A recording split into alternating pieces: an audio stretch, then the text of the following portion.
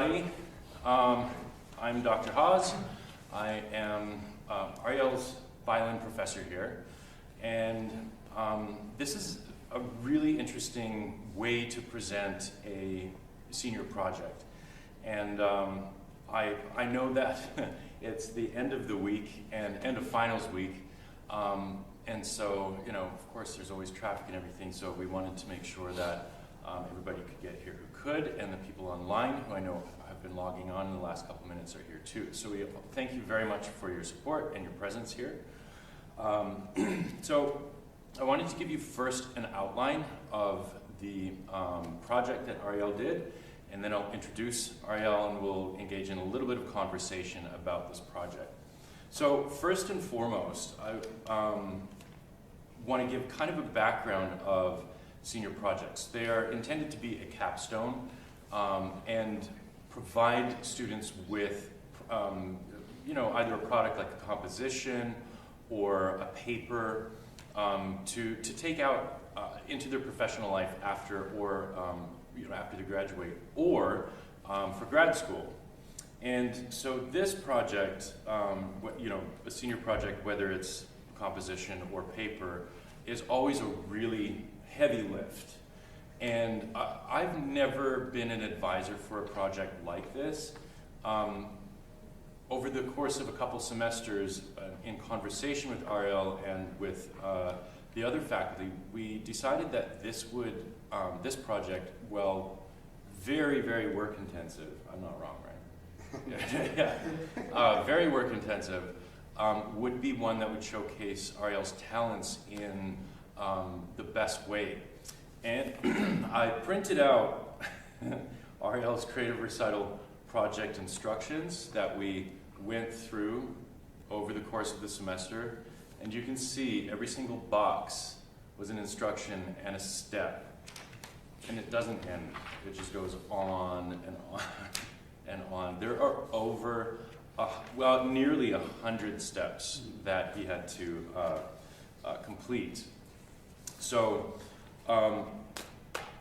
well, the product itself is something that comes directly from Ariel's mind.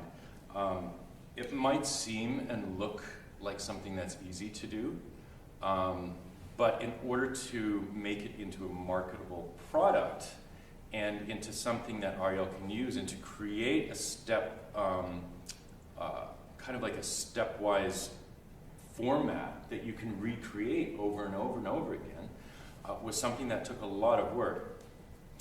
So essentially what it is Ariel has a specific and admirable talent, one I certainly don't have, of improvising. And he makes it look easy when he's improvising kind of on the fly. But it's something that takes a lot of work, and it takes a lot of practice, and a lot of musical instincts. So to bring that to you in a way that was as, what's the word I'm looking for, spontaneous as possible, like one might actually have in a setting where they're watching somebody improvise. What we did was have Ariel record with his brother, and correct me if I miss a step here, I might miss a step because there were so many, to record first and foremost the hymns that he was going to improvise on. So just reading straight from the hymnal, and then what Ariel did after was to listen to that recording and record himself playing improvisations. And I lost count. What was it, maybe 35, 40? Somewhere around 40 or, yeah, or less of those hymns. Somewhere around there, 40 different improvisations on a number of different hymns. Then we had to pare it down to a number that would work for this recital. So he would do that. He would listen to it, record himself, then we'd listen back, choose the best improvisations that seemed to capture the character of each hymn, and then transcribe them onto paper. And then Ariel had to learn a computer program called Sibelius, and how that works, I have no idea. I sent him off to learn that from somebody who knew. It was not that easy. I bet, yeah, I Was bet. it? So once that got onto paper, then we could actually see what it looked like and practice it, hear it, see if there are any adjustments that we needed to make, and then begin putting together the recital. So before we get to the recital part though, we wanted to give you a little background on Ariel and some background on the hymns. So as I said, this is Ariel Arieta. He's been my student for 4 years. Since 2020. Yeah. Since 2020, height of the pandemic. We started online. Yeah. Yeah, that was a challenging time, but Believe me, I just hate the virtual Zoom. yeah, it's hard. The network actually is just terrible. It's hard, and you know, it's interesting too as you get to work with different students. You know, I've been here 17 years, I think, and every single student I have coming through my studio teaches me in a way how to connect and teach them, because everybody learns differently. I learn differently from my friends growing up. I know that just based on our faculty meetings, sometimes we each have different ways of communicating as well, and every student I get the privilege of teaching helps me grow as well. So Ariel has been no exception. With that said, why don't you tell us a little bit more about yourself and let us know when did you start getting an interest in improvisation? Well, it all started back in the time of when I was like 10 or 11 years old that I started with piano by various pianists out there. And you know, it's so interesting that I actually learned my first hymn when I was that age. And somehow I was playing the Mighty Fortress, and all of a sudden when I was playing like on my right hand, I noticed I hit the note wrong by accident, and I felt embarrassed. But my pianist was like, no, don't stop, just keep on going. Use that ability to create something different. And I thought to myself, okay, wasn't that too bad? So, and it just, it's something really amazing. And the way I've learned this is I've learned this by ear. Mm-hmm. And whenever I listen to it, I try to follow its path. And I also jumped to violin when I was 21 years old. Mm-hmm. And so it's the same process. It's just that we have like doing all the strings instead of using both hands on the keyboard in that way. So, yeah. So that's interesting. You're saying essentially that you know, when we're reading notes, we're always trying to do exactly what's on the page, and it's kind of constricting sometimes, you know, and you miss a note and you stop and you do it again and try and make it right. But what your teacher was saying was to turn those mistakes into embellishments, essentially. So that it probably didn't come naturally right at first. Where did you first start to practice this in front of people? Because you really can only practice it by doing it. You know, from the beginning, when I was playing by ear, but I didn't have any sheet music with me, and I was horrible with sight reading. And as we know, that sight reading is a huge factor when it comes to performances on any other state. And but with a lot of practice in reading music and making it easier, step by step, it just feels second nature to it. Mm-hmm. And so, yeah, it's just, it's something that I would keep that in mind. So where did you start doing it first? I mean, you must have had some audiences where you were able to actually improvise in front. Well, it all started in the Metropolitan SDA Church located in Hyattsville, Maryland. And so then after that, we switched our membership to Philadelphia SDA Church in Clarksville. because I heard that that church is very musical a lot. And I had the opportunity to learn something in their culture. And so, yeah, I have built a lot of experience. So you're playing in church a lot. I mean, obviously there's lots of music, and I think that's actually maybe where I first saw you, was at Triadelphia, because my Uncle Lowell was a member there. And I know that church has a lot of song services and special musics and stuff like that. So you must have been doing that a fair amount, yeah? Yes, most of the time we try, I on the other hand, try to improvise in the middle of those components in church service. Right. So for people who maybe aren't fully aware of how it might work, what's your process when you begin improvising on a hymn? If you're playing with a group of people, like in song service, what would you personally do to improvise and do it in a way that doesn't just cause chaos? Well, here's the way that I do it.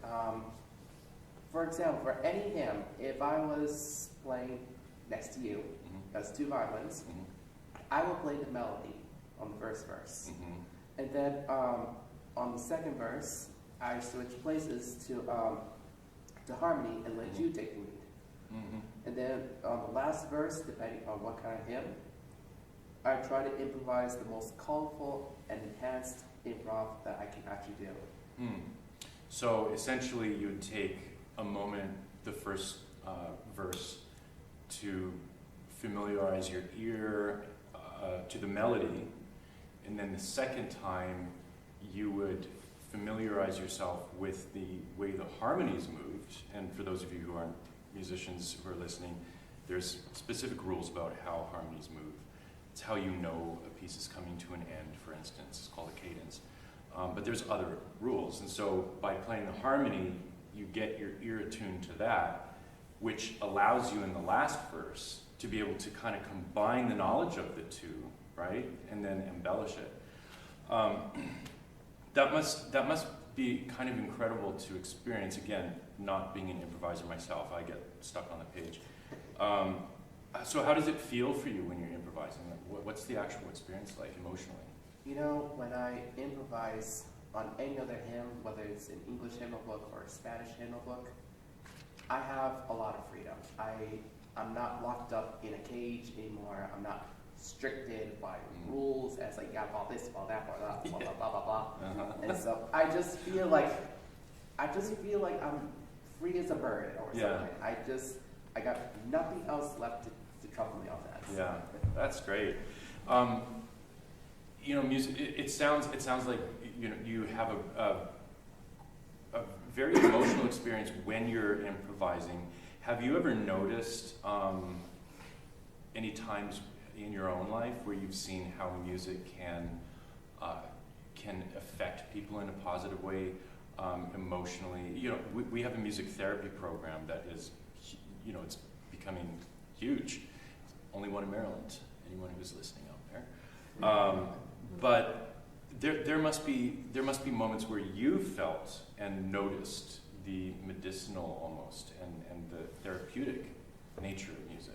That is true. I do remember a time when I was working at a daycare center in Columbia, Maryland, and I was taking care of 3 baby boys by myself.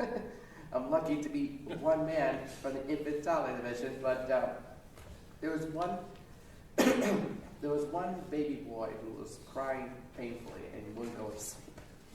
And so I brought in my violin and I put on the practice music because I don't want to overwhelm the strings because it's like extremely loud. You don't want to burst their ears out for those little kids. But I was playing a little song called Jesus Loves Me. And I was playing around 2 to 3 verses of that song, and then a minute, the baby went to sleep in seconds. And I was so blessed, and so I put him down on the crib, and I was amazed by it. And more importantly, I used my violin for the hug several times, where they're Itsy Bitsy Spider, there was Baba Black Sheep, or Wheels on the Bus Go Round and Round. It's just that they're like very simple tunes to Right. sing for children, but it has a good additional to the violin as well. Mhm. I mean, all it matters is like to know what key is more comfortable for them. Sure, because yeah. Otherwise, you don't want to play up too high. So. Yeah. That's fascinating. You know, and there's of course always the connection with you know, the spiritual element that people have with music. David, you know, is described in scriptures as being a musician and I think soothing the soul of Saul the king with his harp. So I mean, that sort of component has been around for eons, for hundreds, thousands of years. So with that said, let's talk about these hymns a little bit. There's 5 of them. Some of them are in Spanish, and I'm going to let Ariel pronounce those. But the first one is "It Is Well With My Soul." It was written by a man named Mr. Spafford, and he had lost pretty much everything that he owned in the Great Chicago Fire in, I think, 1860s. But he was a religious man, a spiritual man, and he really leaned on his faith during this time. And this is when he wrote the hymn, "It Is Well With My Soul." An odd time to write something like that when literally everything is burning down around you. So how would you describe, Ariel, in your own words, the character of this hymn? You know, when I look in the lyrics of the hymnal book, I noticed the words like peace means that there's like comfort and care, and everything that you have in your soul is healed. And there also are a few words out there that's called sorrow and sins and clouds. That's just like violence is released out in the reality. And as we see on the local news, it's just all over the place. And yeah. I actually remember when we were talking about this hymn initially too, you pointed those words out, or rather, you pointed out that this piece is in C major, and you immediately zeroed in on an A minor chord. And then we discovered that each verse had, in order, the first verse had sorrow that lands on that chord. The second one, sin. And then the third verse, clouds, all landing on an A minor chord. But when you look at how that chord resolves, it doesn't stay in, you know, a sad minor key. It resolves back to G, which is an important key for C major. And I think that you know, that you were noticing that was something that a lot of people who don't spend a lot of time listening to hymns and thinking about the nature of it, as you have to as an improviser, might miss. So yeah, and I think that when you hear the improvisation, you'll see how Ariel is able to expand on that. The second one is "Holy, Holy, Holy." This is a majestic hymn that praises the greatness of God. How do you feel when you play this hymn and improvise on it? I feel like that a light has come through and it has blasted out the darkness, and I feel like that God's presence is here to save us all, and we all have to like honor with His glory, and so, and we praise Him with loud voices as He's very majestic and very brightful that He's come to save the world. And the improvisation that you've done on this, it's interesting because the hymn actually starts out with you know, very stately chords that really move almost, grandly, majestically. But your improvisation adds some movement, almost like one's wanting to run towards that, like there's a gravitational pull towards those. It's really fascinating, and I can't wait for you all to hear it. Okay, the next 3 hymns are the Spanish hymns, so I'll give the English. I know they mean a lot to you, and sometimes it's easier to play the music than it is to talk about it, but I'm sure that the people listening online and people here would like to know a little bit more why they're important to you. So the first one is Flee as the Bird, which you've arranged also as a duet. So tell us the title of this in Spanish, and what's the background of this hymn? In translation in our country, it's called Huye Guanabe. And it's a very interesting hymn that we've listened to in the past. And it has that dark feeling where someone is like very sick, and there was a writer and composer. I think it was like Mary Dana Schindler. Yep. And she wrote this song for the loss of her son due to a fever epidemic. And you know, when I heard those diseases, fever epidemic, it reminds me back in 2020 when COVID-19 hit into our state. And luckily, I'm not going to forget that moment that I, on the other hand, was infected with COVID. And I feel like that was the end of my life. And I was crying in pain and tears. That and I had to cancel and not join with you guys on the orchestra, which really sucks. Yeah, yeah. I mean, it's those instances are definitely scary. It's interesting though. You know, flee as a bird. Birds can fly and get away, right? Right. And even though you know we can't do that, the music can sometimes help us in that moment to have a bit of an escape from the reality of those grave situational moments that we find ourselves in sometimes. So again, it's going to be an interesting one, I think. You know, it reminds me that in that hymn, it's actually used as like a funeral service, a memorial service. And there was a time that I do remember that my mother was feeling very sad for the loss of my Aunt Lydia with bone marrow cancer. And it was very hard for her because she was getting 5 cycles of treatment, and on the 3rd injection, her body just gave up her life. And she's the closest sister of my mom.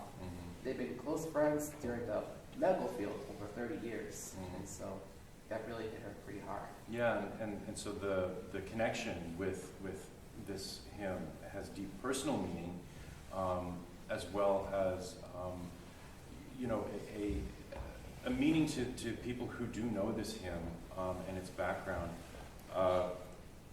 I really will be interested for everyone to hear how this duet worked, because Ariel actually improvised them separately, and then when we put them in Sibelius, well, you put them in Sibelius, and then played them together at the same time, we noticed that they fit beautifully. A couple adjustments here and there, but it fit really beautifully as a duet. So that'll be a fun one. I get to play it. Okay, the next one is Now I Belong to Jesus. It was written by Norman Clayton, who is actually a builder and a publisher, but he also wrote music. And it's become popular, as I've learned from Ariel, in the Spanish hymnal. So again, tell us the Spanish title and a little bit about why this is an important hymn to you. This was translated in Con Sin Igual Amor, and it's one of my mother's favorite songs. And it just shows a lot of love and a lot of care, that no matter what mistakes that you make, even though you thought you were doing your best or somehow, but Jesus always loves you all the time. And it's just got that good positive feeling. Like it's in the G major chord, G major scale key, and it has this nice feel of like these accidentals into it, but it just makes it very beautiful itself. It's interesting you say that. It demonstrates the love that we have from above, or the love that we have from families, even though we make mistakes. Kind of like improvising. A mistake, turn it into something beautiful. It takes a lot of love to do that, and a lot of care. Yes. All right. The last one is called Far Beyond the Sun, which again I understand has a prominent place in Spanish churches.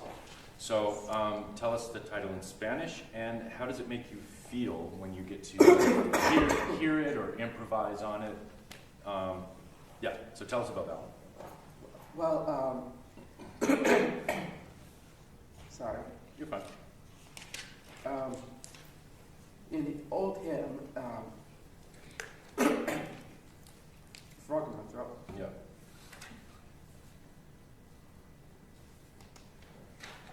You know, in the old hymnal book of the Spanish hymnal book, it used to say "Más allá del sol," but in the newer version, which was released, I believe, in 2010, they changed the title name to "Aunque en esta vida." It's the same. It's the same B flat major key. It's just in a different title. Interesting.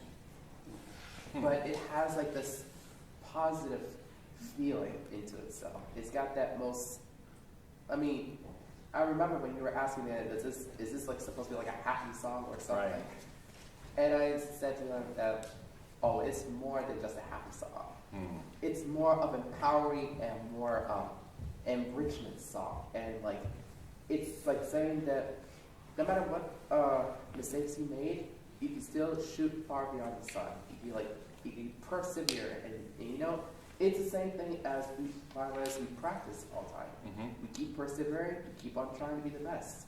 I mean, that's what the hymn would signify, that we have to stay strong and stay positive and try our best to be the best we can be. So that's really beautiful. You know, you've taken us on a kind of a journey with these 5 hymns. You know, where it starts out recognizing and acknowledging the trials and difficulties in life, but how you know, having faith and drawing on strength from those around us, from our community, from above, that it can transport you into a place that is very majestic, holy, holy, holy, and then even still, there may be more trials, there may be more things to deal with, but if you persevere, and as you said, again, you know, calling on those around you and calling on your faith, now I belong to Jesus, it brings you far beyond the sun. So you've written a visual, just very short visual. It's like a bit of fiction, but it's a story with a lot of interesting visuals to it that kind of captures the journey that you might experience emotionally while playing them.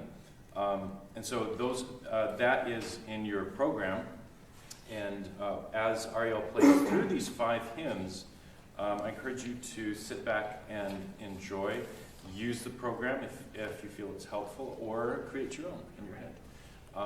So with that said, we'll conclude the interview portion and clear the stage, and then welcome Ariel back on to perform for us. thank you.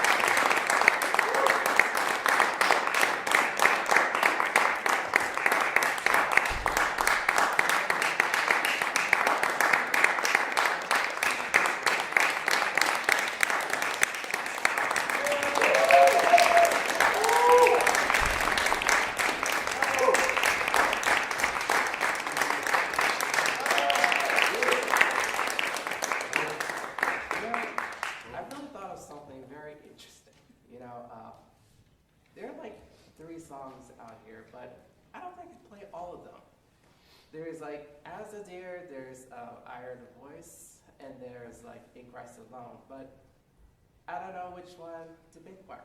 Actually, you know what? I think it's best I let you guys vote. So, as a Deer, raise your hand. Oh, okay. Okay, how about I Heard the Voice? Okay, that's 1, 2, okay. Or In Christ Alone? There it is, Ariel. Well, so it is.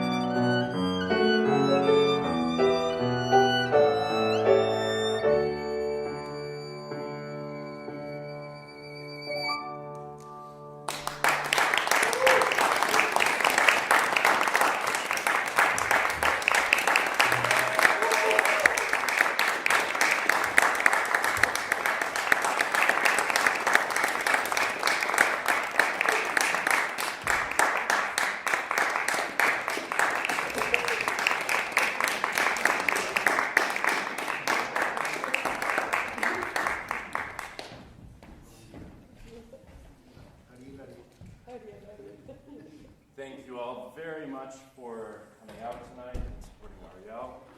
We hope that you enjoyed this performance and recital. We invite you to join us outside from some refreshments. Sorry, all of you who are online. It's not. Have a good night. Thank I you. hate to intervene here, but I got something very special for 3 faculty members here. What better way to light up with candles? And there's like 3 candles here, but I bought something very special for them because I'm not going to forget my moments. That the first candle I want to give is to Dr. Liu. I thank you for your support, and you taught me ways how to provide character and emotion within any other classical repertoire I have. So.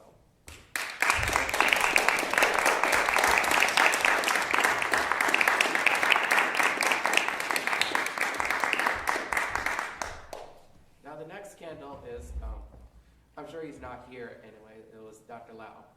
I thank him for his best advice in helping me shape out my career. And he's also been a great accompanist during the past time in service day moments and also juries and also my pre-recital back in the past. for my junior recital. But Dr. Lau, if you're watching live, I commend you this candle to thank you for helping me shape my career.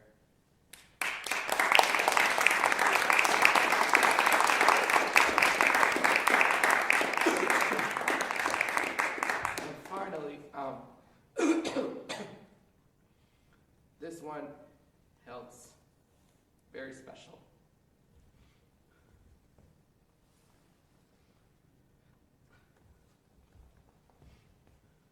One person cared for me so much. It's Dr. Hawes.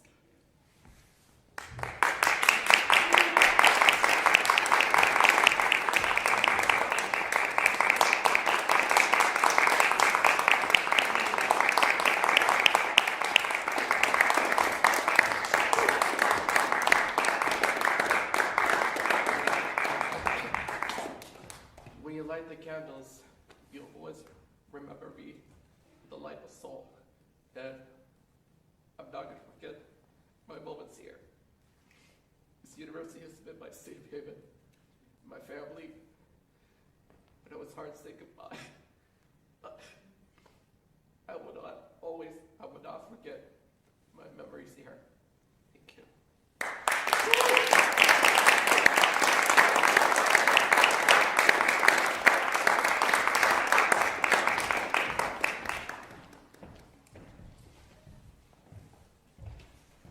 I'll remind Ariel, it's never goodbye, it's just see you later.